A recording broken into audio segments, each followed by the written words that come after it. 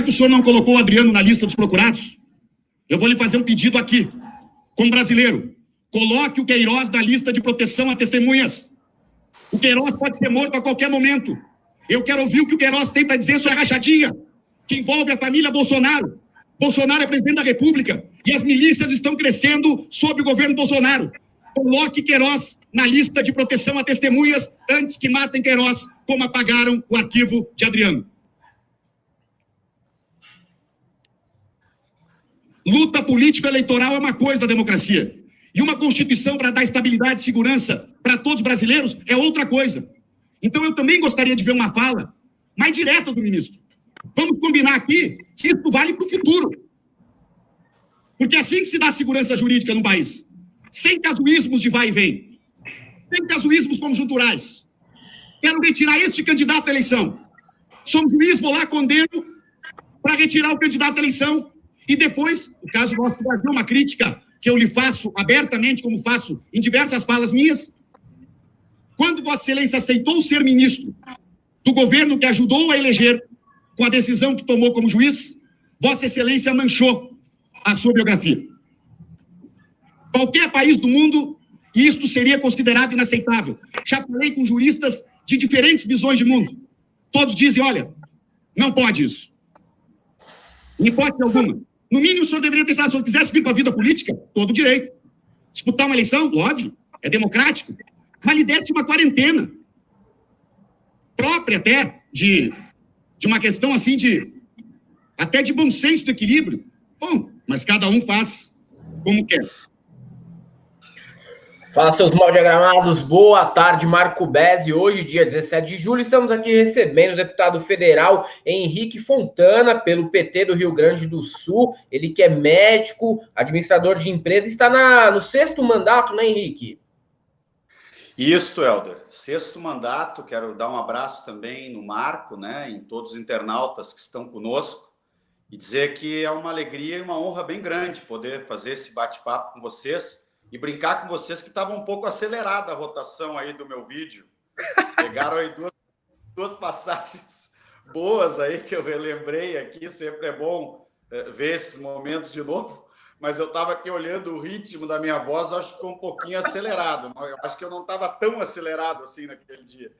Tava no ritmo dos YouTubers, Henrique, assim, fala tudo muito rápido, ninguém entende, mas deu para entender tudo, estava bem claro. Obrigado por comparecer aqui. Eu acho importantíssima a sua presença, por ser do PT, por ser um deputado federal combativo ao governo Bolsonaro e por ser um médico também que tanto tem feito falta no governo do excrementíssimo Jair Bolsonaro, né? Temos um ministro militar, temos 6 ministros militares, 3 mil militares, né, no governo total, assim, e a pandemia que foi jogada assim, ó, faz aí, se virem, né? E deixe tudo acontecer, porque é uma gripezinha, é que nem chuva, todo mundo vai pegar, a cloroquina cura, são vários problemas e vários crimes de responsabilidade, né, Henrique, que esse governo tem feito. Antes de você responder, eu só vou pedir para a galera toda dar seu like, compartilhar essa live para chegar em mais gente aqui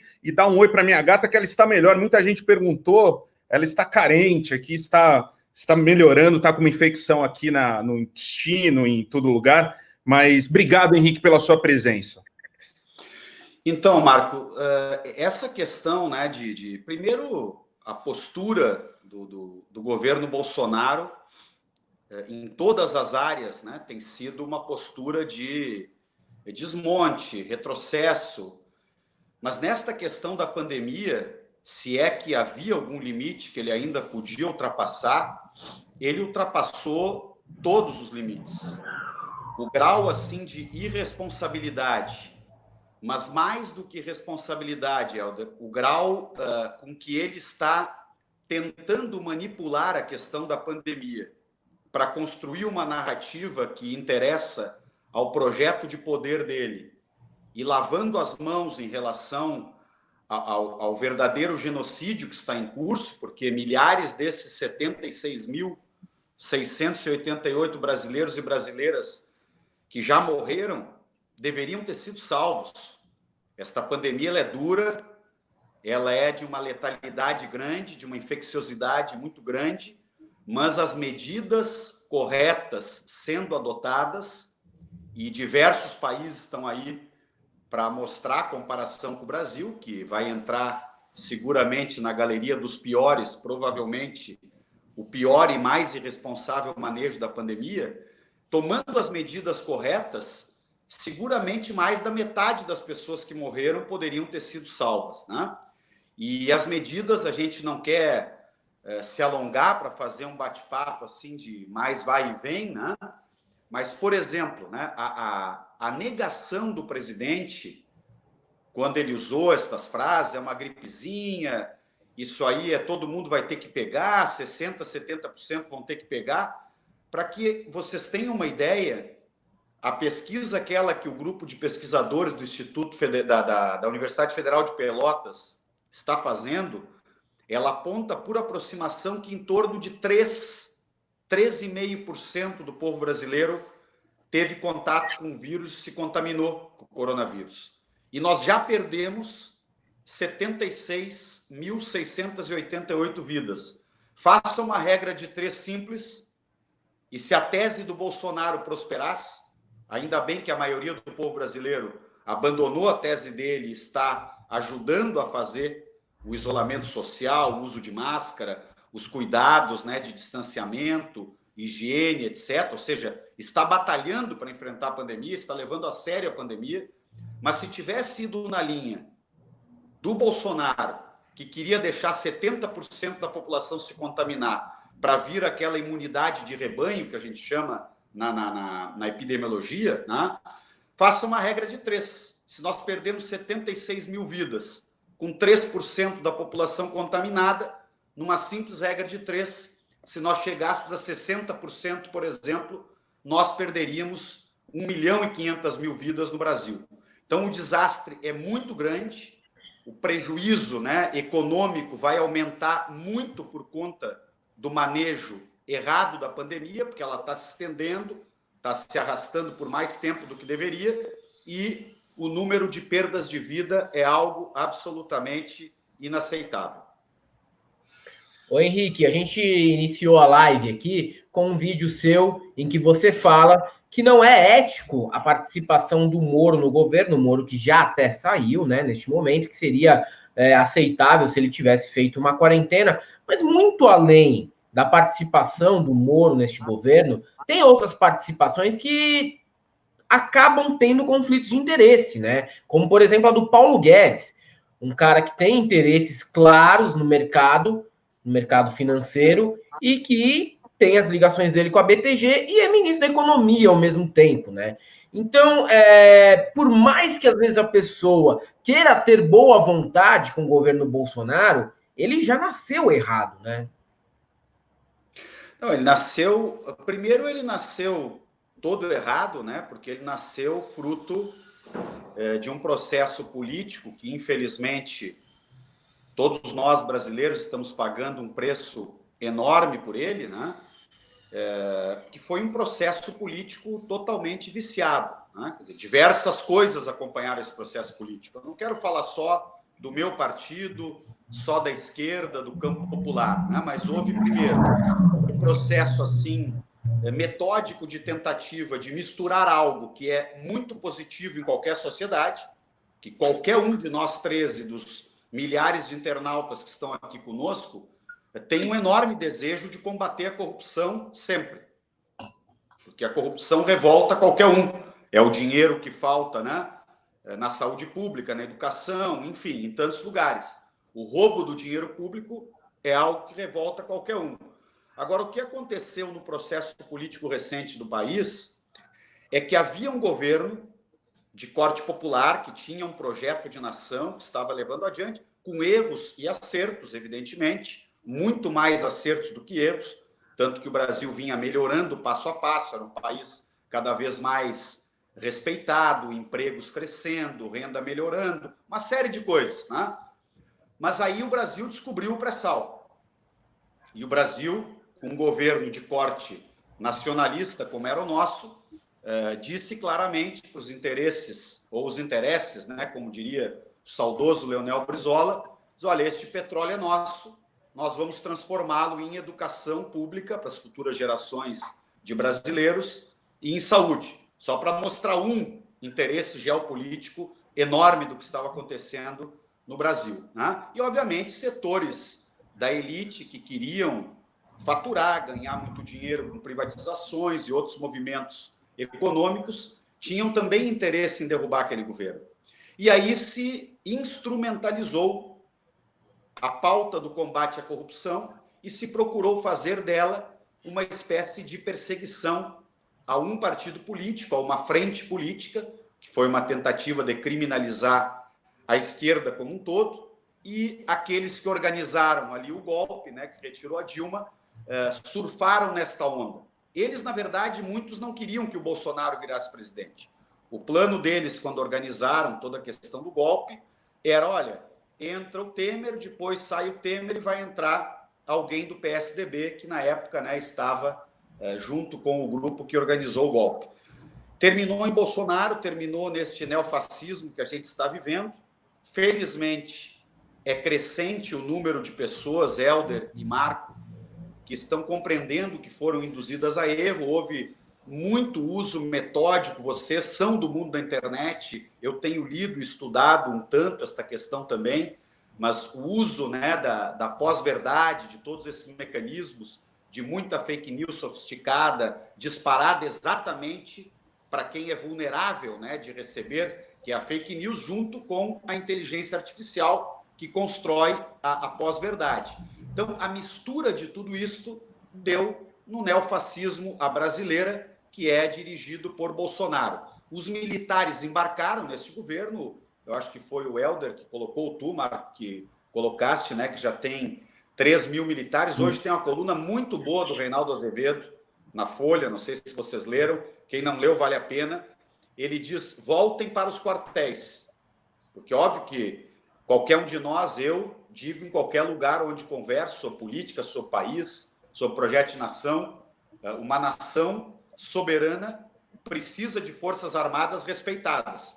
Mas o que está ocorrendo no Brasil, infelizmente, é que há uma partidarização crescente das forças armadas por um partido chamado bolsonarismo e todas as suas consequências. E isso está sendo muito grave para a democracia do país. São generais da ativa ou aposentados, né, que ameaçam a democracia. Começou quando iam julgar o habeas corpus do Lula lá atrás, que poderia, inclusive, ter permitido ao Lula ter sido candidato a presidente, que houve aquela primeira intimidação do Vilas Boas, e ela vai seguindo. Algumas são mais intensas, menos intensas. Essa semana mesmo, o ministro Gilmar Mendes fez uma declaração extremamente correta.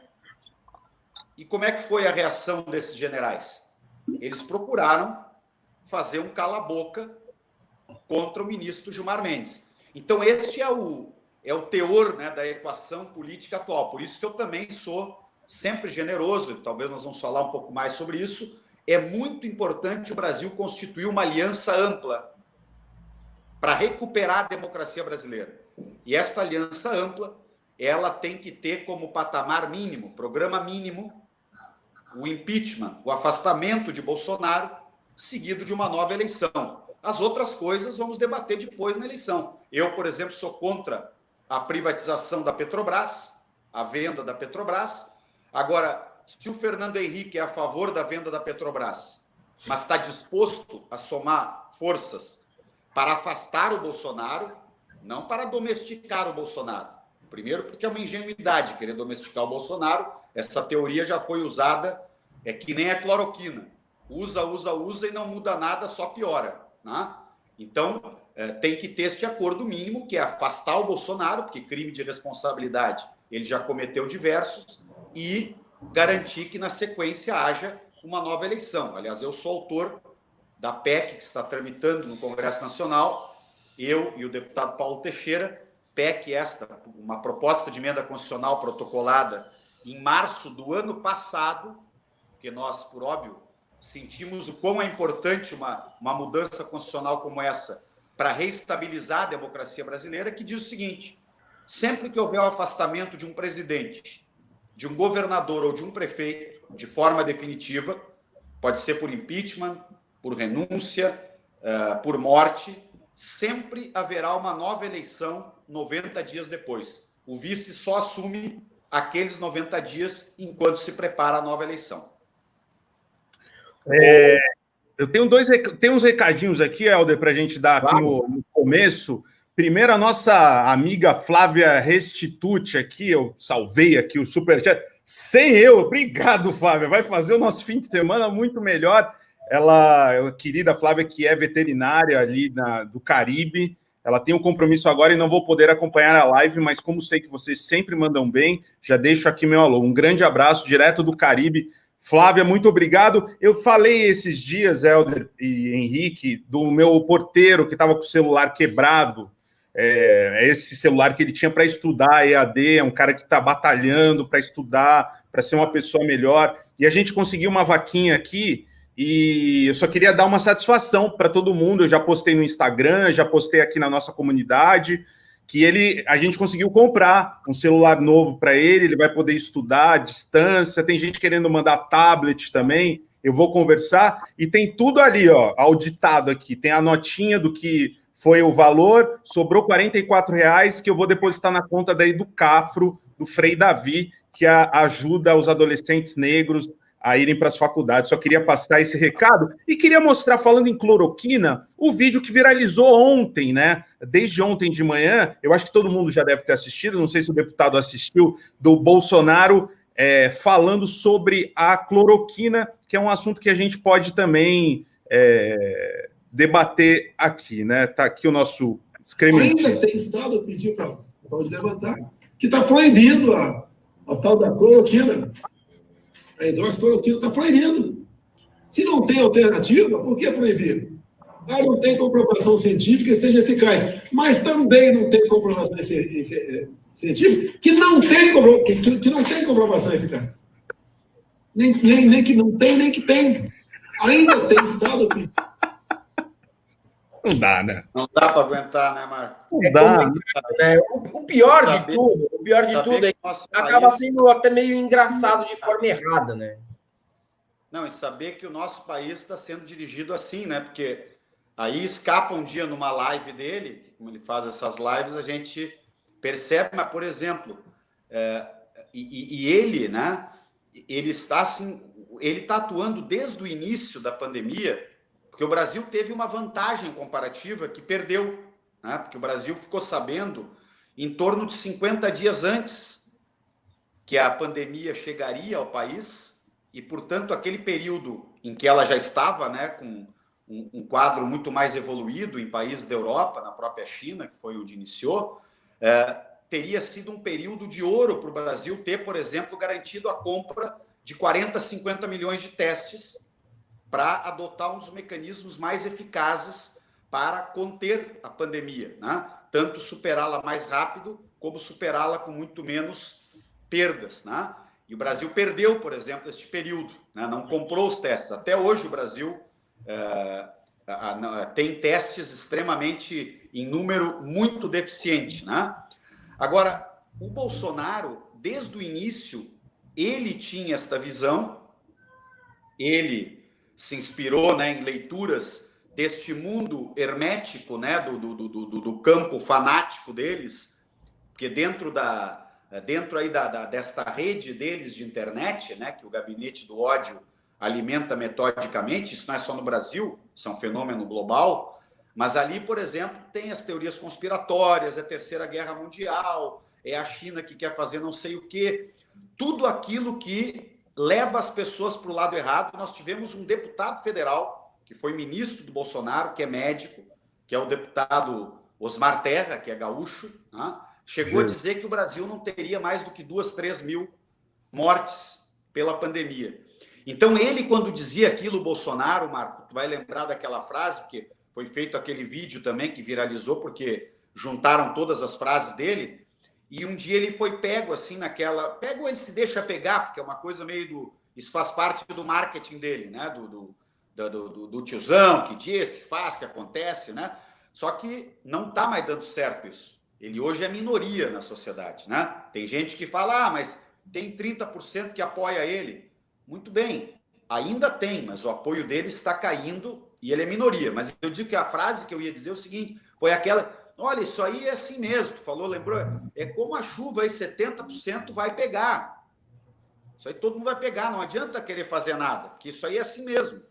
Não, é exatamente o oposto, né? Então, a gente tem tem assim essas frases, porque quando ele fala da cloroquina, né, não é só porque ele, o Trump e outros resolveram, aspas, encontrar uma solução para a pandemia. É que a propaganda da cloroquina, para ele, era uma das maneiras que ele tinha para boicotar o isolamento social. Sim. É como se ele dissesse para aquela base social que ele dizia para aquela base social que acredita nele, né? Olha, pode ficar tranquilo, pode sair para a rua, pode trabalhar, pode abrir teu negócio, pode ir para dentro do ônibus, pode ir para dentro do metrô, porque se tu pegar essa gripe aí, não tem problema, tu toma cloroquina e tu vai te curar. Ou seja, é um crime, gente. Isso chama-se charlatanismo. Ele deveria estar respondendo também por isso. Quando ele foi, por exemplo, para... Eu e o deputado Paulo Teixeira também, numa ação conjunta, entramos na Justiça exigindo, né, pedindo que a Justiça exigisse que ele usasse máscara quando sai para a rua. Porque, lógico, se uma pessoa não quer usar máscara, é ruim. O bom é que todos usem quando vão para a rua. Mas quando é um presidente da República, isto é um exemplo, ou um péssimo exemplo, que é a melhor palavra para colocar na frente do exemplo, que ele dá para milhões de pessoas que assistem à conduta dele. E aí nós fomos indo para esse desastre, e hoje isto já é quase um consenso, né? Que infelizmente o Brasil vai estar no rol dos 2 ou 3 países do mundo com o pior impacto da pandemia e o pior impacto na economia, Marco e Helder. Porque aquilo que ele fez também no começo, que não fazia só propaganda da cloroquina. Te lembra que ele também fazia propaganda de carreata? Sim. Só, vamos para a carreata para mandar esses vagabundos trabalhar, porque isso aí é coisa da esquerda, dizer que tem que fazer isolamento social. Esse pessoal, aqueles preconceitos todos dos quais ele vive, esse pessoal nunca trabalhou, tal, seja um absurdo, né? Induzindo as pessoas a fazerem um protesto. Se todo mundo tivesse seguido a orientação daquelas carreatas criminosas e irresponsáveis, se todo mundo tivesse seguido as orientações do Bolsonaro, o Brasil hoje estaria chorando a morte, provavelmente, já hoje, de 300, 400 mil pessoas. Essa é que é a grande verdade. Graças aos brasileiros, graças a vocês, a nós, pessoas que foram para a batalha, boa parte da imprensa, boa parte, né, das pessoas que têm bom senso, graças a essas pessoas é que nós salvamos milhares de pessoas, inclusive que estão sacrificando sem renda para ajudar a combater a pandemia. Porque pandemia é um negócio que não dá certo com o individualista. Quem é egoísta e individualista se dá muito mal em pandemia. Porque não adianta o cara vir com aquela frase, não, eu cuido de mim, eu faço o que eu quiser. E ninguém tem nada a ver comigo. Não. Porque numa pandemia todo mundo tem a ver com todo mundo. Porque cada um que não se cuida permite que o vírus propague e pode matar ele mesmo, a um amigo, a um parente ou uma pessoa distante. E cada um que se esforça para ajudar a controlar a expansão do vírus está salvando vidas. Então, este grande ato de solidariedade, que é a luta da maioria dos brasileiros para superar a pandemia, tem que ser aplaudido. Aplaudido de pé, como eu digo, né? Porque, felizmente, a maioria dos brasileiros não embarcou na visão do Bolsonaro. Ô, Henrique, a gente tem um ministro que é militar e que é pouco inteligente também. Ontem ele deu uma declaração falando que está aprendendo muito, nas poucas vezes que ele apareceu, né? O ministro Pazuello é um ministro que se escondeu, que tem medo de falar, que eu acho que o próprio exército deve mandar ele calar a boca e não falar nada. E ontem ele falou que está aprendendo muita coisa. Ele deu a entrevista com outras pessoas do lado dele, sem máscara, ou seja, ele não aprendeu nada, e ele pediu que a Fiocruz colocasse a cloroquina como um remédio obrigatório para o início da cura, né? Para quando o caso tá muito leve ainda do Covid. Eu queria emendar isso com uma pergunta do coach de esquerda aqui, que fala o seguinte: não seria o Exército que tem Bolsonaro e não o contrário? O Exército foi empoderado no governo Lula. Como trazer o Exército para o nosso lado? Não é fácil, mas é necessário trazer o Exército para o lado, né, da democracia e as Forças Armadas, no caso, né, e para o lado do republicanismo. Agora, uma coisa que eu quero dizer sobre a frase do ministro, que essa coisa dele dizer assim, numa tentativa de passar uma imagem de humildade, que ele está aprendendo muito, por si só esta frase é um escândalo. Porque colocar alguém como a principal autoridade de saúde de um país, em meio à maior pandemia do século, para que ele aprenda sobre gestão de saúde, com a vida dos brasileiros, é um escândalo, Marco. É inaceitável. O lugar de aprender sobre gestão e saúde é indo estudar em cursos, universidades, com leitura, tendo primeiras experiências na área de saúde, por exemplo, coordenando um posto de saúde, quem sabe depois fazendo uma formação de administração hospitalar, de SUS, e, obviamente, galgando postos de experiência até um dia tu poder ser chamado. Olha, vou te convocar para ser o centroavante da seleção brasileira que vai disputar a final da Copa do Mundo. E o Bolsonaro faz o contrário. Diante da maior pandemia do século, ele desmontou o Ministério da Saúde, tirou um conjunto de técnicos que estavam em áreas estratégicas e só lá dentro do Ministério da Saúde já tem em torno de 30 militares. O ministro atual, ele pode ser um bom general, eu não vou analisar ele como general, não sei como é que é o desempenho dele, nunca tive acesso a isso. Ele pode entender de logística, mas ele não entende nada de saúde pública. Ele provavelmente, ao longo da vida dele, o volume de horas que ele dedicou para ler sobre saúde pública, até sentar dentro do Ministério da Saúde como primeiro vice-ministro e depois como ministro, provavelmente não foi 1/1000 das horas de leitura dele sobre outros temas. Então é a pessoa errada, no lugar errado, colocada ali de forma preconceituosa, para dar vazão e suporte político para os desejos ideológicos de Jair Bolsonaro. E eu sempre gosto de dizer uma frase, que hoje quase que eu esqueci de dizer aqui para vocês: o coronavírus não é de direita, nem de esquerda, nem de centro. Não é gremista e nem colorado.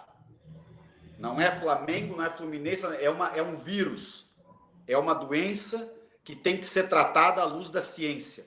Agora, como nós temos um governo obscurantista, nós passamos por tudo isso. Sobre a pergunta do coach, né, não há dúvida, né, na minha opinião, um grupo de militares bastante conservadores, que não são todos, porque muitos militares que estão na ativa, nós temos informações de bastidor que nos chegam, estão extremamente desconfortáveis com esta partidarização das Forças Armadas e com esta militarização do governo, mas muitos militares que tinham este desejo, né, de voltar à cena política, de fato embalaram o ex-capitão, que nem no Exército conseguiu ficar. Sim. Né, porque se eles fossem sérios, os militares que apoiam o Bolsonaro não deveriam ter permitido que ele crescesse tanto na política.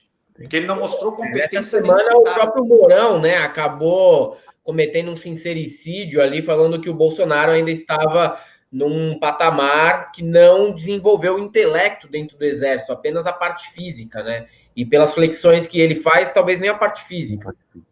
Então é muito lamentável, Alder, o que nós temos que fazer é isso, nós temos que cobrar de amigos que temos, de relações que temos, que todo mundo conhece, militares, nós temos que falar muito, né, com todos os militares que nós conhecemos, para, de fato, convencer uma parte importante dos militares. Obviamente, nós temos que usar a Constituição, né, porque eles devem respeito à Constituição, mas eu estou falando daquela questão da política mesmo, da política que se constrói dia a dia, em lives como essa, em conversa, quando podemos, num bar, num telefonema com um amigo, com o tio, com o vizinho, e assim por diante. a política do dia a dia. Nós temos que alertar, enquanto é tempo, os militares, né, que têm consciência, com consciência de nação, de democracia, que eles precisam sair do governo Bolsonaro. Porque o governo Bolsonaro pode nos levar a uma nova, está nos levando, né, a um novo conflito interno no país de enormes proporções. Bolsonaro está usando as Forças Armadas, que são de todos os brasileiros, para intimidar a parcela maior da sociedade brasileira, que já não está de acordo com o governo dele, que a ampla maioria das pessoas já compreende, alguns ainda estão ali, né, procurando tirar uma vantagem, né, de negócios, etc., da tal política econômica que setores, né, da elite, de parte da elite econômica brasileira, têm enormes ganhos com essa política. Querem comprar a troco de banana parte do patrimônio brasileiro, querem implementar esta política de concentração de renda, etc. Mas hoje é crescente o número de pessoas que percebem que Bolsonaro não tem condições de concluir o governo e muito menos tem competitividade para ser um candidato com condições de ganhar a próxima eleição, que eu espero seja em 2021, sem o Bolsonaro participando, mas se for em 2022 com o Bolsonaro participando, eu não tenho nenhuma dúvida de que o Bolsonaro não ganha a eleição. Henrique, uma pergunta aqui, né? No começo da live, você citou ali o Reinaldo Azevedo, né? E o Reinaldo Azevedo foi um dos grandes críticos do governo PT, um dos caras que mais criou, né, essa sensação de antipetismo dentro da mídia. E na última semana também, até pegando o gancho nisso, teve aquele editorial da Globo perguntando se não era hora de perdoar o PT. Como que está a relação do PT com a mídia, né? Como é que vocês viram também esse texto, né? Esse texto que vem aí de uma pessoa que é um representante dos Marinho, né? É o cara que pega a caneta para escrever pelos Marinho. E será que, na verdade, a gente não devolve a pergunta e fala, será que está na hora de perdoar a Globo? Porque a Globo também tem a sua parcela de culpa. Se ela quiser colocar alguns erros na conta do PT, ótimo. Mas e os erros na conta da Globo, que criou um personagem como Sérgio Moro, que foi vendido como herói até sair do governo Bolsonaro e agora está sofrendo fogo amigo da própria emissora?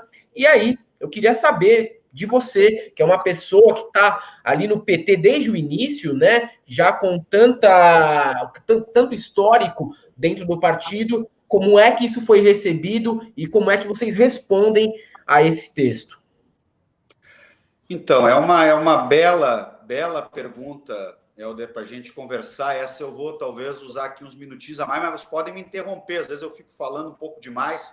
A Ju, que é minha jornalista, sempre diz, e a Priscila também, Henrique, cuida, seja mais rápido, dá o ping-pong mais seguido.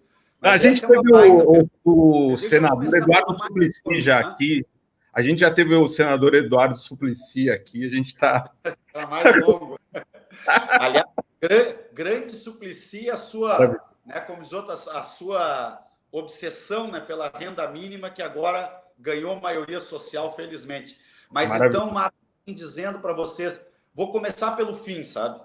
Que eu acho que é o mais importante, né? Olhar mais para frente do que para trás.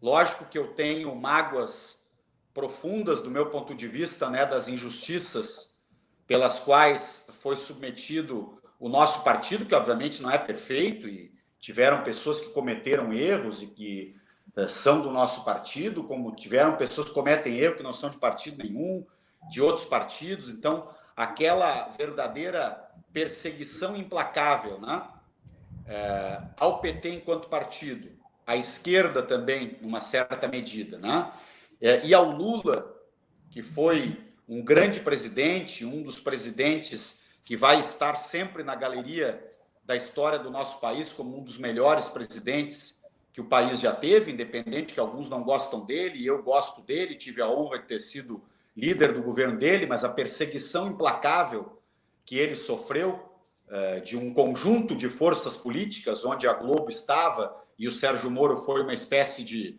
o artífice, né, de fazer o crime final, que foi retirar os direitos políticos do Lula e prendê-lo injustamente, eu poderia olhar para trás e propor um intenso ajuste de contas. Não é a minha opinião. Eu acho que o Brasil merece de todos nós a oportunidade de derrotar o fascismo, de derrotar o bolsonarismo e de abrir uma nova fase na sua história, né? Fico feliz que a Globo tenha colocado aquele tipo um editorial, na verdade, foi um artigo que eles pediram para alguém assinar, mas quase um editorial deles. Eu espero que, de fato, eles tenham aprendido, né, com os erros. Não sou ingênuo, a luta política sempre vai continuar. A visão de sociedade que eu defendo, eu sou um cara de esquerda, ela é totalmente diferente da visão de sociedade que os irmãos Marinho, na linha editorial da Rede Globo, defendem. Estou falando de todos os jornalistas da Globo, que ali tem pessoas com as mais diferentes, né, com as mais diferentes opiniões e etc. Então, o que eu dizia? O meu convite, tá? Isso eu tenho dito nas reuniões da bancada, nas reuniões da oposição, nós temos que ter um programa mínimo. Não dá também para fazer frente política, frente pela democracia, que diga simplesmente, reunimos uma frente para dizer, viva a democracia, somos contra o fascismo e queremos a democracia. Não, como é que esta frente política atua no Brasil real de hoje do neofascismo bolsonarista? Tem que tirar o Bolsonaro da presidência. Não tem como o país voltar a ser democrático, não tem como repactuar o país sem uma nova eleição. Porque numa nova eleição, depois de tirar o Bolsonaro, e tirar com crime de responsabilidade, não através de um golpe, como retiraram a Dilma, depois de tirar o Bolsonaro, né, do governo, um impeachment, tomara que o TSE tivesse estatura, né, institucional, e pode ser que tenha, para julgar a chapa, e ali há crimes, os disparos de caixa 2 e etc., todos os disparos em massa, os fake news e tudo mais, tem motivo para caçar a chapa, não há nenhuma dúvida disso. É que essas coisas dependem de correlação política sempre, né? É como o Lula, não tinha crime para prender o Lula, mas prenderam o Lula porque a correlação política da época era esta, né? Felizmente hoje, pelo menos nisto, já corrigimos, o Lula está solto, apesar de que ainda não tem direitos políticos como deve ter. Então eu volto. Este patamar mínimo, eu já disse 2 ou 3 vezes durante a nossa live, eu insisto porque é o meu programa mínimo que eu defendo, e tem que ser para quem é de direita, de centro e de esquerda e defende a democracia. Porque nesta aliança pode estar o Rodrigo Maia, a Globo, o Fernando Henrique, eu, o Guilherme Boulos, o Haddad, o Ciro Gomes, o Flávio Dino, o Freixo, sei lá, poderia citar aí muita gente, a gente às vezes esquece de alguém, onde o Henrique está meio contra aquele que não citou, não. Só que todos esses líderes e as forças políticas que eles representam, elas têm que se colocar de acordo sobre o programa mínimo. E o programa mínimo tem que ser votar o impeachment e aprovar a emenda constitucional que garanta uma nova eleição. Nesta nova eleição, cada um desses grupos vai apresentar suas candidaturas. Eu, inclusive, defendo, porque eu gostaria muito de derrotar o Moro numa eleição. Eu acho que o Moro deve ser candidato a presidente. O crime que o Moro cometeu foi partidarizar a justiça e agir como juiz a favor do candidato dele, que era o Bolsonaro. Ele mesmo já se arrependeu do candidato dele. Agora, para se arrepender de todos os males que ele causou para o país, nós temos que debater esses males, temos que aguardar que as instâncias judiciais se posicionem. Eu espero que o Supremo, em algum momento, anule o julgamento do Lula pela parcialidade, né, do juiz que o julgou, mas isso são coisas que demoram meses, né? Agora, no imediato, e a pergunta do Helder, né, abriu esta reflexão maior, eu não vou ficar fazendo um cálculo se a Globo está de acordo que o Bolsonaro é um fascista no governo, mesmo que ela seja culpada de ter elegido o fascista, uma das grandes culpadas, É importante, se ela mudou de ideia, que ela se some ao nosso esforço para parar o fascismo e para devolver uma eleição digna, justa, equilibrada, republicana para o povo brasileiro, com todos os candidatos participando.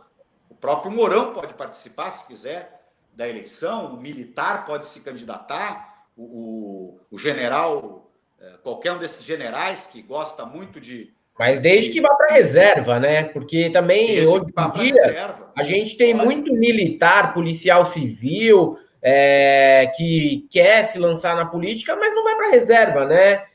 É complicado também, né? Não, e essa questão da polícia que tu falaste, Helder, aproveito, só faço um parênteses rápido, o processo de milicianização das polícias no Brasil é um dos programas centrais do governo Bolsonaro. Então, para quem ainda tem alguma dúvida, quem sabe vamos levando devagarinho, enquanto isso eles aplicam o programa neoliberal, que eu apoio, aquele que quer, né, o programa neoliberal econômico. Cuidado que quando tu te acordares, pode ser tarde demais. Porque o processo, né, de destruição da democracia brasileira é muito acelerado. Olha, o Rodrigo mandou uma pergunta boa. E bota do Rodrigo de novo aí, que é sobre eleição. Eu vi do... Claro.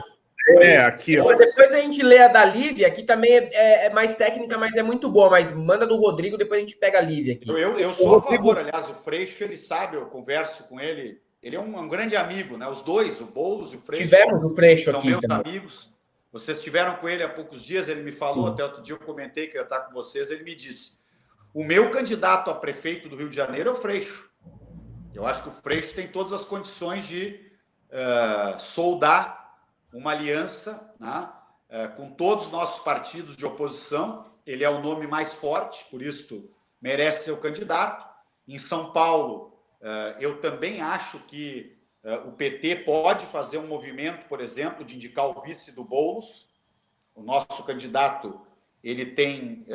Não, o PT não é obrigado, lógico, a fazer isso, porque os partidos, para construir alianças, as alianças se dão ou não se dão, não é por culpa do PT. O PT, por méritos e por escolha do povo brasileiro, ele se tornou o partido mais forte da esquerda e do campo popular brasileiro, e que conseguiu liderar, né, 4 governos com aliados, onde o presidente Lula foi 2 vezes presidente e a presidenta Dilma, 2 vezes presidenta. Aliás, também com muita honra, eu fui líder do governo da presidenta Dilma durante um período, né? Então, o PT não tem essa de hegemonismo.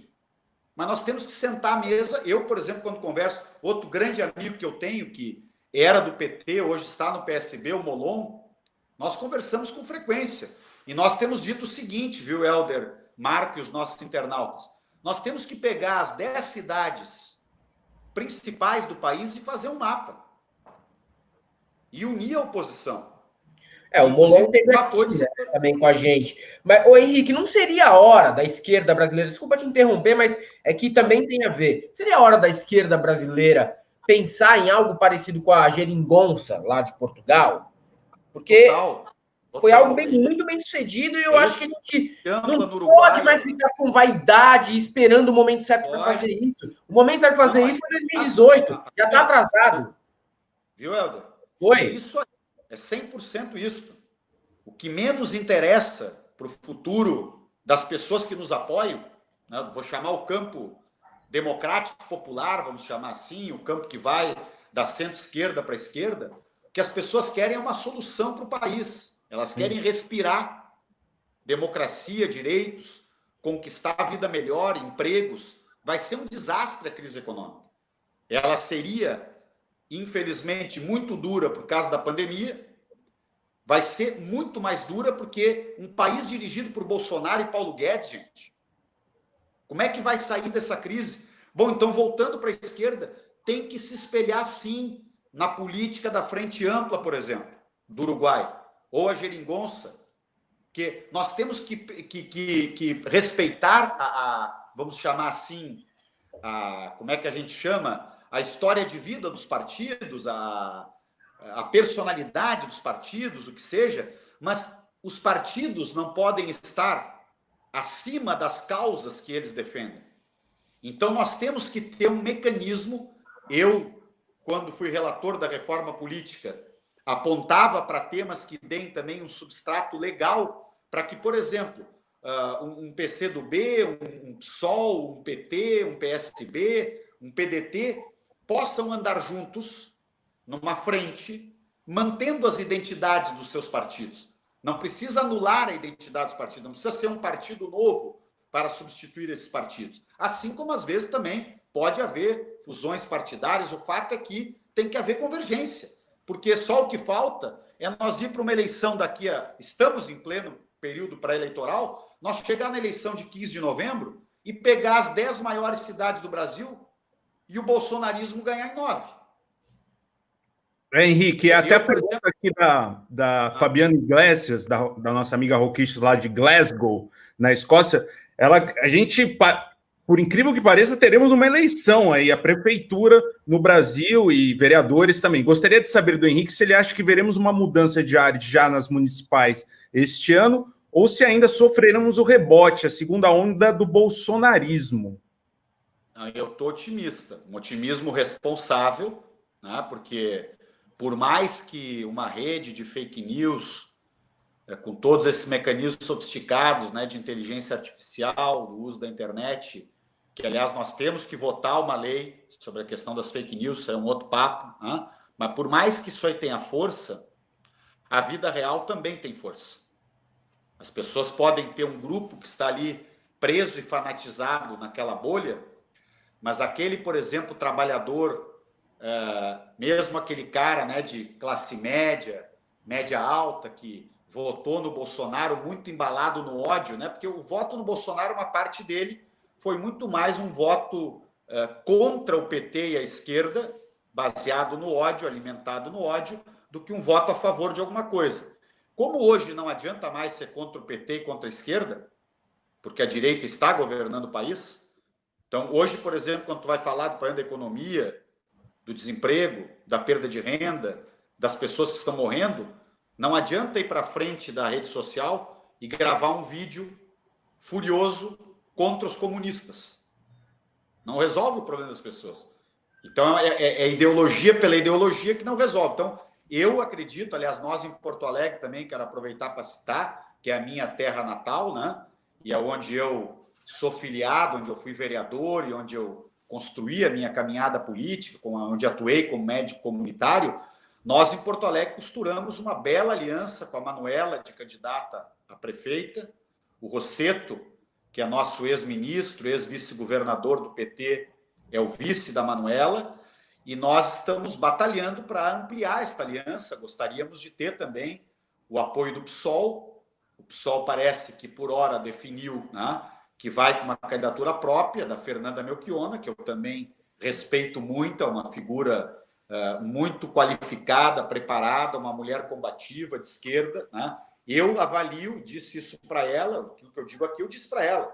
Eu acho que neste momento, nesta eleição, é o momento da Manuela.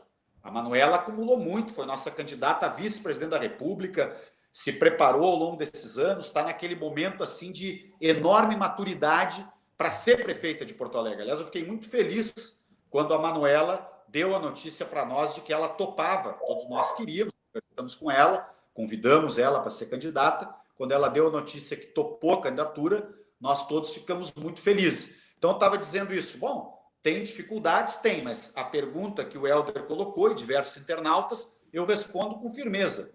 Quanto mais amplas forem as nossas alianças, quanto mais convergência houver, essa coisa de dizer que cada partido tem que botar um candidato para uma parte dos eleitores votar no 12, no 50, no 45, no 13. Vamos falar só dos números nossos, né? Não tem isso, gente. As pessoas querem que as lideranças políticas convirjam para algo responsável que dê perspectiva para elas.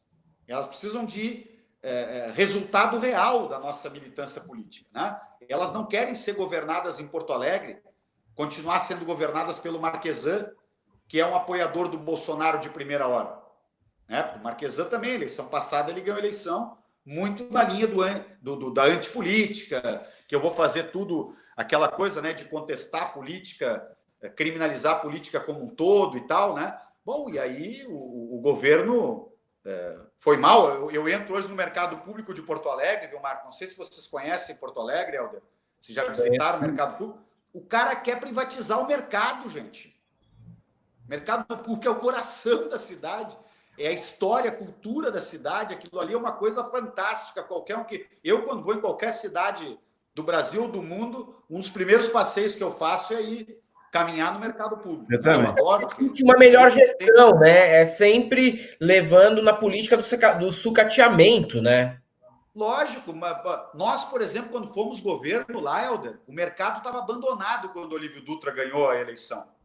Né? Porque, sabe, contratos mal feitos com os permissionários. Nós costuramos um longo acordo que demorou, assim, mais de ano e meio para ser costurado. Falecido Zeca Moraes era nosso secretário, lembro até hoje.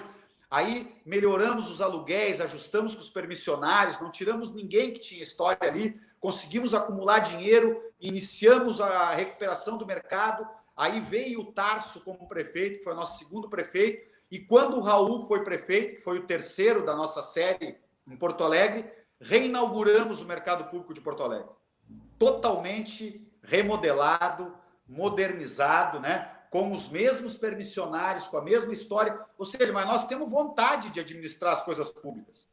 É que esses caras estão entrando nos governos e eles querem entrar para falar mal do setor público, para falar mal dos servidores públicos, para vender aquilo que é público.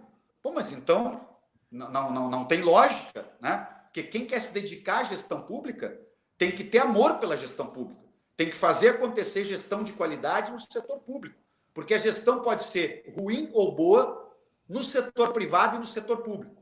A corrupção existe no setor privado e no setor público. Essa ideia de criminalizar o público é uma ideia, obviamente, que é um instrumento para colocar diante interesses econômicos que estamos levando hoje também. Eu, quando li a Folha de hoje, também tem ali uma entrevista muito boa do Piketty, né? Quer dizer, qual é o mundo que nós estamos, Marco? É isso que eu ia falar. Até enquanto a gente não resolver esse problema de desigualdade, que eu acho que também tem que ser uma base de conversa para toda a união possível, como é que a gente vai fazer? A gente tem como resolver isso, mas por que não vai para frente, Henrique? Você mesmo que é a favor, já debateu isso, e hoje o texto do Piketty é justamente sobre isso, essa desigualdade no Brasil, pessoas bilionárias. E a gente tem gente que não tem água tratada, não tem esgoto, não tem nada. Nós estamos defendendo, Marco, né? Só para ilustrar isso, essas pessoas às vezes me perguntam, né?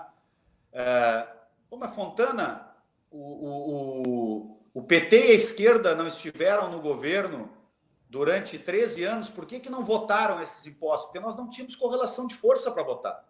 Mas hoje, nós defendemos com toda a coerência, queremos votar.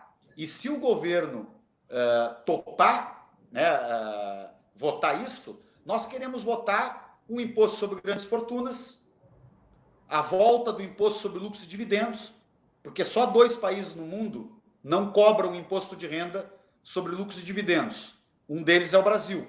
Então, o cidadão vai lá e faz um investimento de 100 milhões de reais na Bolsa de Valores, ganha 10 milhões de dividendos e paga 0 de imposto de renda. Nós defendemos também um aumento na alíquota do imposto de renda dos salários de pessoas físicas, inclusive dos deputados e senadores, que às vezes pode ter um bolsonarista na linha aí, que já vai ser qualquer... E o deputado vai tirar o dinheiro do deputado, vai diminuir o salário. Sim, os deputados que têm salários altos, o salário de um deputado hoje é R$ 33.700, tem que pagar mais imposto de renda. Neste pacote que eu e a oposição defendemos, quem ganha mais do que R$15 mil vai ter aumento de alíquota de 27,5% para 30%, 32%, 35%, 38%, até 40% para os altos salários. Agora, todos os altos salários, não só o do deputado e do senador, o salário do general, o salário do gerente de uma empresa que no setor privado ganha 40, 50, 60 mil reais, é uma coisa republicana. Imposto sobre os iates de luxo e os jatinhos, e ao aumento também do imposto sobre a transmissão de grandes heranças. Heranças acima de 10 milhões de reais, que tem países do mundo que cobram 25%, 30% quando tu vai transmitir uma herança, porque ninguém precisa nascer rico, né, gente? Porque senão a meritocracia vai pro vinagre, né? Porque se a pessoa já nasce em berço esplêndido, com uma fortuna lá de 100, 200 milhões, só porque ela nasceu filho do João ou filho da Maria, então a hora de troca de gerações, quando se transmite uma herança, é uma das formas mais civilizadas de redistribuir renda para tornar uma sociedade mais justa. E o sexto... Aí dá para a gente falar em meritocracia, né? Que é um termo tão usado pelo Partido Novo, né? Um partido que sempre fala, não, a gente tem que ver a questão do fundo partidário. Aí você chega e pergunta para Amoedo, tá bom, Amoedo, mas e a taxação? Não, a taxação, veja bem, não sei o quê. Aí quer vir com um papo de meritocracia, mas não vê que não existe nem mobilidade social no país. É difícil, né, deputado? Quanto arrecada esse pacote que nós estamos defendendo por ano? 200 bilhões de reais. O dinheiro tem, sim. Então, porque nós, para recuperar a economia brasileira do bolsonarismo e da pandemia de coronavírus, que vão ser 2 desastres que vão se somar, porque nós vamos ter uma tarefa hercúlea pela frente. Nós vamos precisar de dinheiro extra durante diversos anos. Então, quando as pessoas olham, de onde vem o dinheiro para manter a renda mínima até dezembro, pelo menos? Eu defendo que renda mínima tem que ser uma política permanente. Outro dia, um liberal estava num debate comigo. Mas como é que sai dessa dependência da renda mínima? Eu digo, sai quando a economia gerar empregos, ofertas de oportunidade de renda, de trabalho para as pessoas, que elas tenham uma renda que lhes permita sair da pandemia. Ou tu queres que ela saia de outra maneira? Eu perguntei para ele, para esse liberal, né, que era meio fundamentalista. Digo, tu queres que ela saia pela morte de fome? Porque quando a gente fala num patamar mínimo de renda para uma pessoa, nós estamos falando de um grande ato de solidariedade coletivo. Isso, essa coisa bonita aí que vocês organizaram, Helder e Marco, que ela tem simbolismo, né? Do companheiro porteiro do edifício de um de vocês, que está batalhando, que quer estudar, que o celular dele quebrou. E essa é o brasileiro guerreiro do dia a dia. Então, todos esses exemplos de ato de solidariedade, eles são muito importantes. Eles têm que ser incentivados, porque isso aí incentiva uma cultura numa sociedade. Não é a cultura de dizer o cara que se vire para resolver o problema dele. Não, o cara está batalhando feito um louco e não consegue resolver o problema dele. Porque a sociedade tem mecanismos injustos que não deixam ele resolver o problema dele. Agora, o programa de renda mínima permanente é este ato de solidariedade que vocês organizaram aí com o Galãs Feios, né? Que é o... Não estou elogiando o canal, eu não falei nenhuma vez o nome do canal ainda, né? Esse ato de solidariedade levado a um ato de solidariedade pleno em toda a sociedade. Onde eu sou deputado federal, vou pagar mais, por exemplo, R$1.500, R$2.000 de imposto de renda, porque eu sei que esse dinheiro vai para um fundo que vai garantir que nenhuma família tenha menos do que R$1.200, que é o mínimo, né, para aquela família poder viver com dignidade. Deputado, tem uma coisa que perguntaram aqui. Só para não passar, o Ronaldo Buissa Neto falou da frase do vamos trabalhar muito e roubar pouco, lá do presidente do PT, Laje de Moraes. Ele já foi até afastado, né? Sim, disse que se enganou, ficou nervoso, tal, né? Isso aconteceu há mais ou menos uma semana, né? Se quiser falar um pouquinho só sobre isso, aí a gente... Uma frase absurda, né? Evidentemente que, infelizmente, não esse internauta nosso, mas que infelizmente muito, porque a questão assim de construir um preconceito contra o PT e contra a esquerda é algo secular, como as pessoas sabem, né? Porque as forças políticas do campo popular, elas têm como esteio da sua atuação a luta pela distribuição de renda, né? E elas vão ganhando adeptos, do mesmo jeito que num determinado momento histórico surgiu, né, um grande movimento do anticomunismo, né? Na nossa era foi o antipetismo, porque o PT liderava este processo, né, de um conjunto de mudanças que a gente falou aqui, da distribuição de renda, de valorização do salário mínimo, de impedir, né, e preservar um projeto de nação, de reconstruir uma industrialização do país, por exemplo, um outro lugar que é perto aqui de nós, né, Rio Grande do Sul, me veio vontade de dizer isso agora, não é uma coisa... Quer dizer, a indústria brasileira está sendo sucateada, né? A exigência de conteúdo nacional nas compras públicas de estatais e do próprio país, ela foi abandonada pelo governo Temer e pelo governo Bolsonaro. E aí o polo naval de Rio Grande acabou, né? Está hoje lá com meia dúzia de trabalhadores, foi extremamente pujante. Nós vamos lutar sempre para recuperá-lo, mas é uma tarefa árdua, né?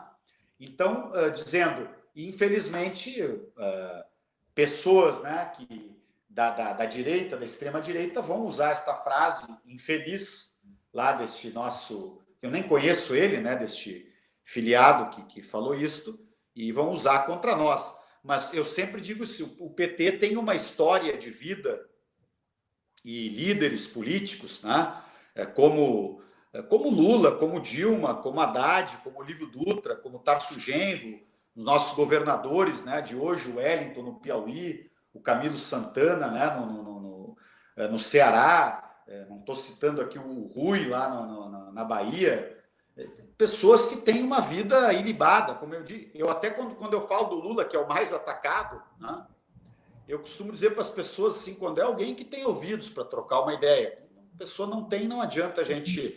Mas eu digo, olha, tu acha que se o Lula realmente fosse este corrupto que a direita e o Moro dizem que ele é, não teria que ter aparecido, de fato, alguma conta, dinheiro do Lula, em algum lugar, assim como apareceu do Eduardo Cunha, como apareceu lá do Gedel, aquelas malas de dinheiro lá no apartamento, que viraram a vida do Lula de cabeça para baixo quantas vezes quiseram.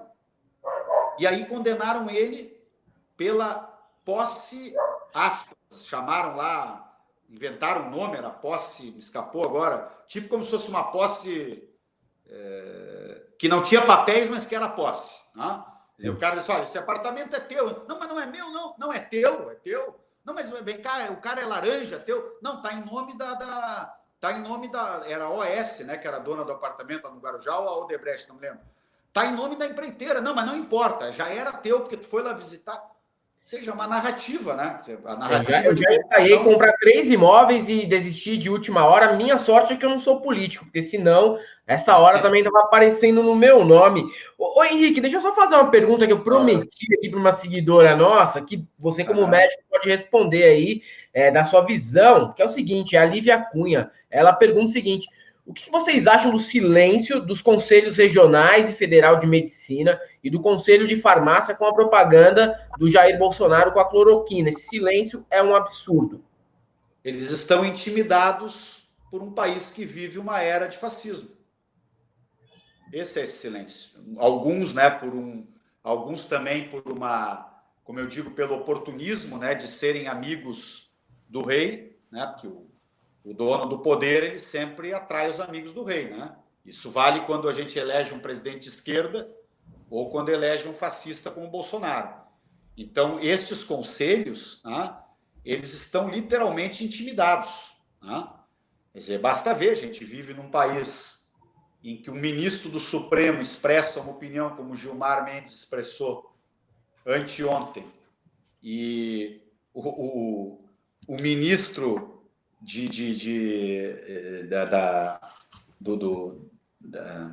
enfim, o ministro, agora me escapou o nome do ministério, né, que reúne as Forças Armadas, né?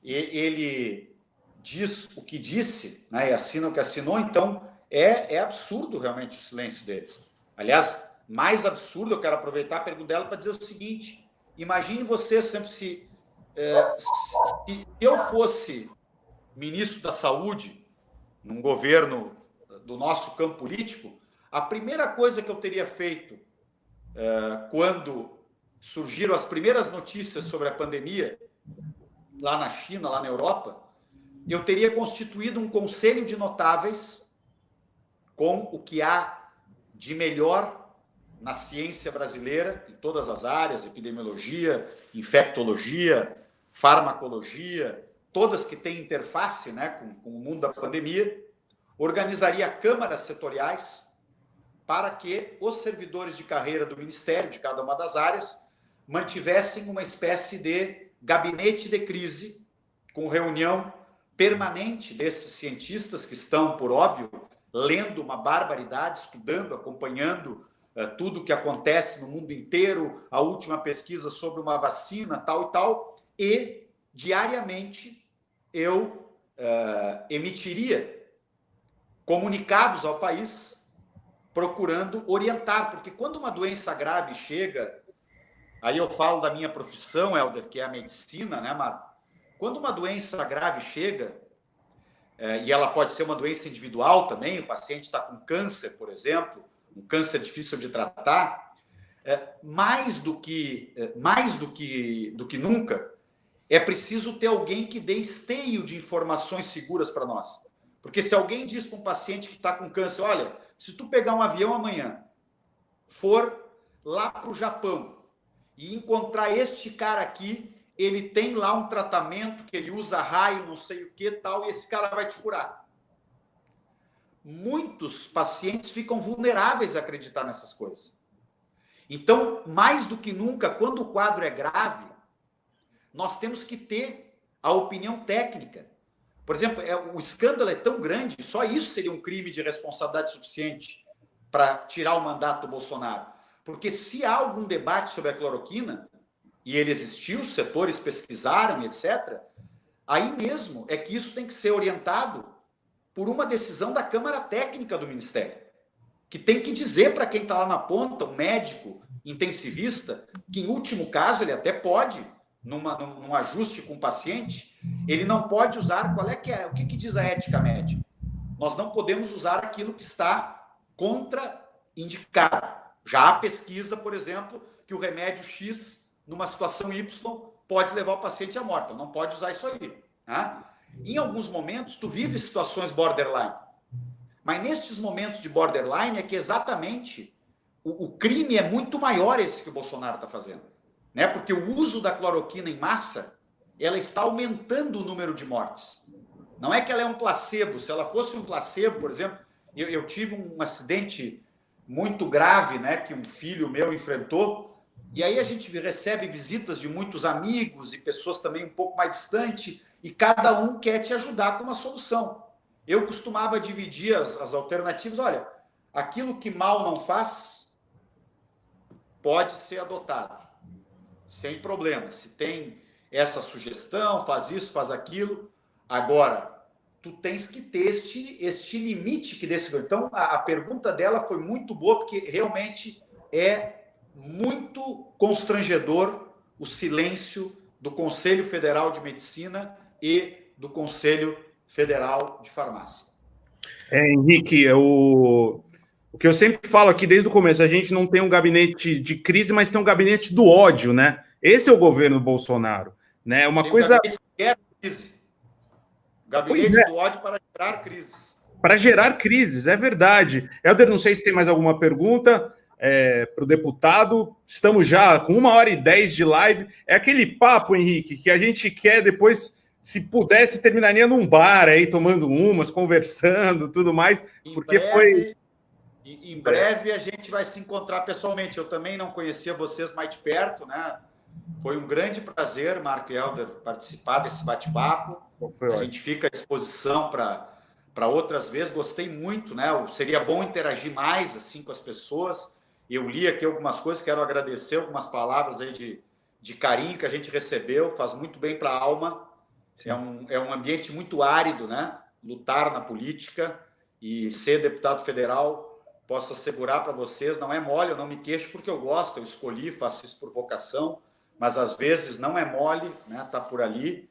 Então é muito bom também encontrar esse ambiente onde a gente pode, né, trocar ideias, realmente pensar no Brasil, pensar em alternativas.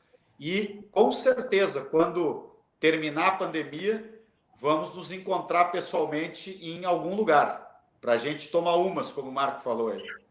Muito bom. Vamos sim. É bom que a gente já entrevistou tanto político gaúcho aqui, se bobear, a gente reúne todo mundo de uma vez só. Na frente, Ana, Manuela Dávila, todo mundo já veio aqui. Já. Boa, bacana, bacana. Vamos então vamos tomar umas com todos esses entrevistados que vocês tiveram logo que terminar a pandemia.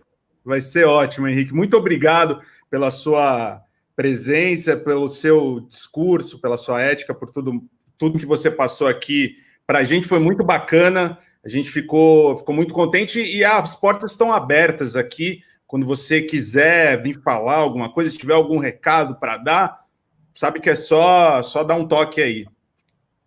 Maravilha. Abraço grande, gente. Valeu, Henrique. Estão conosco. Valeu, um abraço. Tchau, tchau.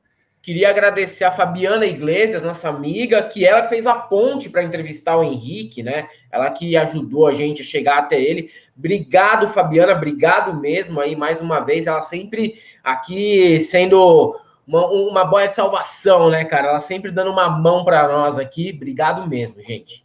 A gente tem pessoas aqui no Brasil maravilhosas. Eu vi que tem faculdades que estão conseguindo tablets e computadores para alunos que não têm capacidade. Eu acho que essa pandemia a gente vai sair com esse discurso que na Galãs Feio já pegou e não vai sair mais, de ajudar o próximo no que a gente puder também, né? A gente tem nossas limitações, somos 2 pessoas que precisam pagar suas contas, impostos, filhos, escolas, tratamentos médicos, né? E não sobra tempo para a gente se articular tanto quanto a gente gostaria, né? É verdade. Acho que a grande questão é essa, assim, a gente gostaria muito mais, mas aquilo que a gente colocou aqui, né, como objetivo, que era aproveitar esse momento em que as lives acabaram dando muito certo no nosso canal, pelo menos uma vez por mês articular alguma coisa, né? Já fizemos algumas coisas, vamos fazer uma live solidária na semana que vem e vamos tocando. Sempre que houver a possibilidade, a gente vai usar o espaço para isso, sim, porque a gente é completamente a favor não só das políticas públicas, né, que sejam em prol do povo mesmo, em prol das minorias, mas também de poder ajudar, mesmo tirando do bolso, contando com a colaboração dos seguidores, ou seja lá como for. Dia 27 de julho, às vezes eu me confundo o mês, cara, é tanto tempo preso em casa. 27 de julho tem a live solidária com o padre Júlio Lancelotti. Enfim, conseguimos. A Dani, um beijo, Dani, que falou com ele, combinou tudo, tal, e vai ser muito legal. Ele por si só, uma pessoa incrível, maravilhosa, super iluminada, e a gente vai ter, com certeza, uma live tão boa quanto aquela do João Gordo, em que a gente conseguiu reunir aquela grana para dar para os moradores de rua aqui do centro de São Paulo, principalmente. Eles acabaram também expandindo para outros lugares, o projeto que dá mais de 200 marmitas por dia, apesar da Bia Dória e da Val Marchiori acharem que está errado. E fala que não, né? João, você tá fazendo os caras ficar mal acostumados, João. Porra. Né, cara? A gente tem que lidar com isso, né? Ainda a gente mora numa cidade que é enorme, né? Plural e tudo mais. Tem uma má fama, né? São Paulo e tal, mas São Paulo é bem plural, né, cara? Assim, a gente até alterna aqui, prefeitura. O estado em si é mais problemático do que a cidade. Sem dúvida. Mas mesmo dentro da cidade, a gente tem que viver com a triste constatação que temos, ao mesmo tempo, a Bia Dória e temos gente tão especial quanto o padre Júlio Lancelotti e o João Gordo, né? Espero que um dia aí nossa cidade tenha mais Mano Brown, mais João Gordo, mais padre Júlio Lancelotti, mais gente desse nível mesmo do que Bia Dória, né, cara? Vamos superar a geração Bia Dória e Dona Lígia Cobos. Aliás, o Mano Brown que mandou outra mensagem aqui pra gente no nosso Instagram. E aí eu perguntei pro Helder, e eu perguntei de verdade. Eu não sei mais nem o que responder, porque eu fico... Assim, é um negócio tão... Porra, o Mano Brown, assim, falando obrigado por terem falado de mim na live. Tá assistindo. Se estiver assistindo agora, Mano Brown, porra, mano, eu não sei. Eu fico com medo de falar alguma besteira. Falei pro Helder, talvez seja melhor a gente acabar Galãs Feios agora, porque a gente sai no auge, com o Mano Brown elogiando. Se a gente fizer alguma besteira, e a gente vai fazer, porque a gente faz, é normal, todo mundo faz uma bobagem, Aí, né, não é. Então, tô falando com o Helder aqui. Acabamos com a Galãs, não acabamos. Mas é isso, né, cara? Eu acho que é legal também, né, de ver até que ponto tá chegando o trampo, né? Em quem tá chegando, a amplitude que isso tem num rolê de música, né? Mas de músico que é engajado, isso é bem legal, né, cara? Assim, tipo, é isso mesmo que a gente queria, a gente tá feliz, a gente tá contente, a gente não vai esconder, não, a gente tá muito feliz. A gente queria isso, a gente não queria nosso trampo chegando no Eduardo Costa mesmo, não, entendeu? Sei que se chegou no Eduardo Costa porque estaria muito maior e estaria falando muito mais besteira, e a gente estaria ganhando muito mais grana, mas não é isso que a gente quer. A gente quer isso, a gente quer pagar nossas contas aí e ter o complemento vindo do Mano Brown, do João Gordo, né, cara? De uma galera que a gente curte, né? De ver ali ontem tava lá no Twitter, eu comentei um tweet da Mônica Seixas, né? Que é do PSOL, e ela falou, pô, adoro o canal de vocês e tal. Cara, isso pra mim que importa, tá ligado? De verdade mesmo, assim. Ver que a Mônica Seixas vê nosso canal, entendeu? Isso que é mais legal. Tem muita gente legal aqui, tô falando do Rodrigo Dead Fish, grande amigo de muitos anos. Tem. Estão falando do Safatler. Eu queria trazer o Safatler aqui, só que eu não tenho contato, cara. Se alguém tiver, deve ter, né? Alguém deve ter. Safatler realmente é uma das mentes brilhantes aí da academia brasileira. Seria bem interessante trazer. O Marta Martins Meyer, muito obrigado. Obrigado a todo mundo que mandou superchat aqui, que comentou. A gente tenta colocar os membros para falar também. Todos vocês, quando não tem aqui discriminação com nada. O Hudson Polegar fala, na próxima live vocês vão ter que fazer 2 momentos Paulinho Cogos, então, para compensar. Mas o momento Paulinho Cogos ontem foi longo, né? Teve ele e o Frota junto. Acho que já compensou previamente, né, Hudson? Que momento. E, ó, semana que vem tem live com convidado todo dia. Verdade. Para todos os gostos. Tem agenda aí na mão para a gente olhar rapidão e falar já para a galera? Tem. Vou abrir aqui.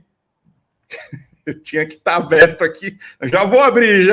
Segunda-feira. O pessoal fala sempre aqui para a gente chamar o Rodrigo do Dead Fish. Vamos chamar. O Rodrigo do Dead Fish veio no nosso canal em novembro de 2018. 18. A gente pode chamar de novo, pô.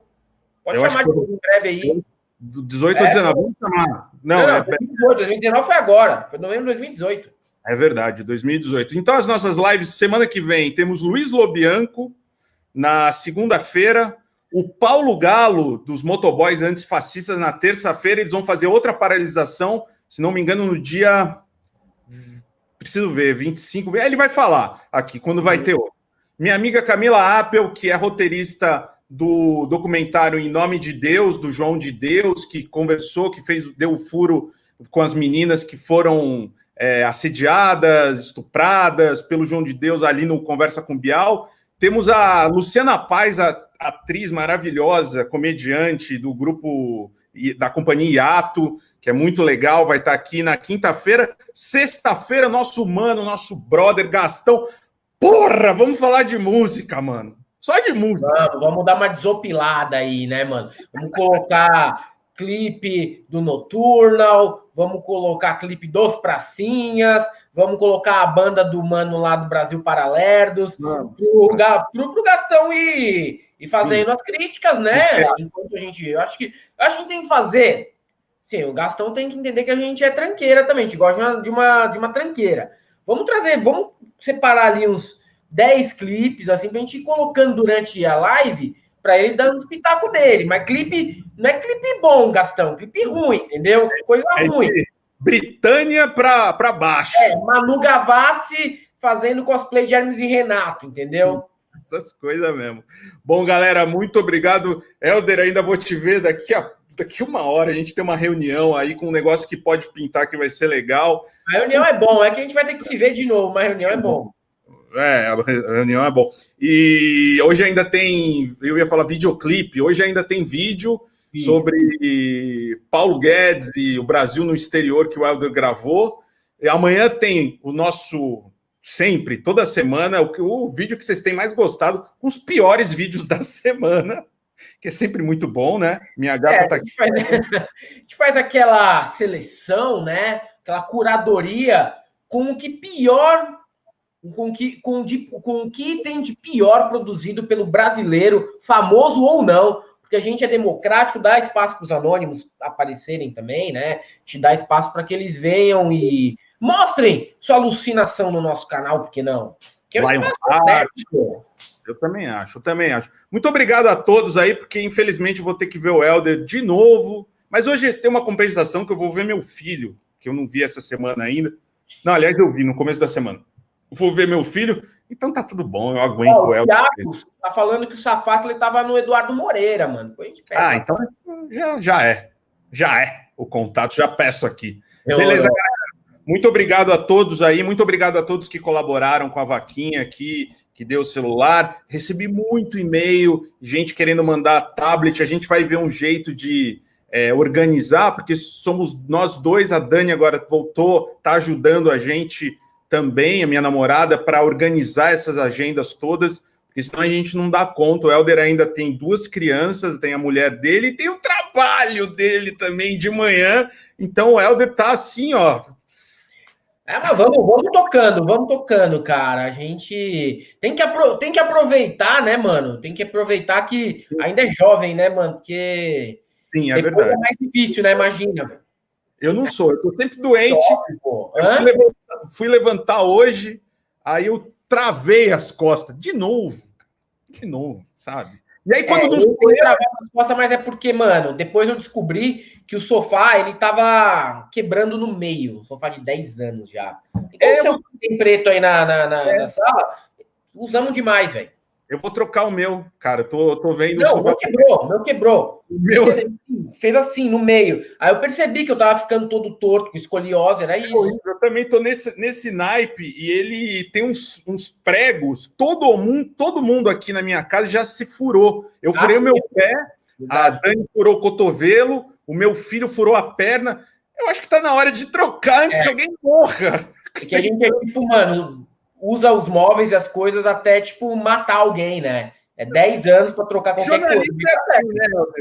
A gente não cai na obsolescência programada, né? A gente espera o negócio terminar mesmo. Não dá. Jornalista é assim, a gente deixa tudo para a última hora. Nem com que isso faça alguém pegar tétano. Aliás, galera, ó, só um aviso. Ontem eu fui acompanhar a Dani para tomar uma vacina, que ela tinha que tomar a da gripe para poder dar aula de novo, né? É obrigatório e tal. E aí eu fui só acompanhar e eu tomei 4 vacinas, tá tudo atrasado, tudo. Tomei de tétano, aí saiu a de cachumba, sarampo, varíola. Vocês podem ir no posto de saúde. A da gripe é muito importante, porque vai vir um inverno aí, e aí, ó, junto à Covid, tem H1N1, H1N2, H1N1, né? A influenza, né? Espero que tem alguns lugares, minha mulher entrou em contato aqui com o posto, que eles fazem os mutirões, passam de rua em rua e tal, para vacinar as pessoas, para que as pessoas não tenham que se deslocar também. E aí, às vezes liga lá pro posto, pergunta se já vão passar na sua rua, né? Se você não quiser esperar, você vai lá. Mas se já vão passar em 2, 3, 4, 10 dias, você espera, passa aí na tua casa. Pelo menos aqui no bairro que eu moro, funciona assim. As agentes comunitárias estão fazendo isso.